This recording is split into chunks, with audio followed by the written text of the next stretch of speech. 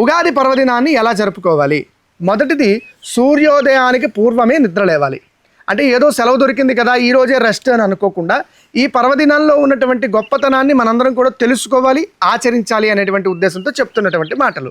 రెండవది, ఇంటిని వంటిని శుభ్రపరచుకోవాలి. ముఖ్యంగా తైలాభ్యంగనము అంటాం, అంటే నువ్వుల నూనె రాసుకొని స్నానం చేయాలి. ఈ రోజున నలుగు పిండితోటి తైలాభ్యంగనం చేసి స్నానం చేయడం వల్ల శారీరకంగా మానసికంగా ఉల్లాసము సంతోషం కూడా కలుగుతాయి.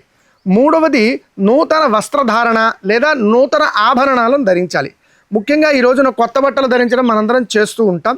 అలాగే కొత్తగా కొన్నటువంటి ఆభరణాదులు కూడా, అంటే బంగారంతో చేసినటువంటివి కానీ వెండితో చేసినటువంటివి ఈ రోజున ధరించడం చాలా ముఖ్యం.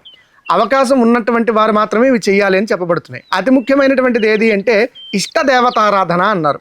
అంటే ప్రతి ఒక్కరికి ఒక్కొక్క ఇష్టదేవత ఉంటుంది. కొంతమందికి విష్ణు ప్రీతి కలిగించి ఉండవచ్చు, కొందరికి పరమేశ్వరుడు ప్రీతి కలిగించి ఉండవచ్చు, మరికొందరికి గణపతి ప్రీతి కలిగించి ఉండవచ్చు. కాబట్టి అటువంటి దేవతలను కాలస్వరూపంగా భావించి ఈ రోజున పూజించుకోవాలి. ఈ రోజున మరొక ముఖ్యమైనటువంటిది ఏది అంటే నింబ కుసుమ భక్షణ, అంటే వేప పూతతో చేసినటువంటి పచ్చడి. దీన్నే మనం ఉగాది పచ్చడిగా వ్యవహరిస్తూ ఉంటాం. దీనిని స్వీకరించడం కూడా చాలా ముఖ్యం. ఆ స్వీకరించేటప్పుడు పఠించవలసినటువంటి శ్లోకాన్ని మనం ఈ డిస్క్రిప్షన్లో ఉంచడం జరుగుతుంది. కాబట్టి అందరూ కూడా గమనించండి.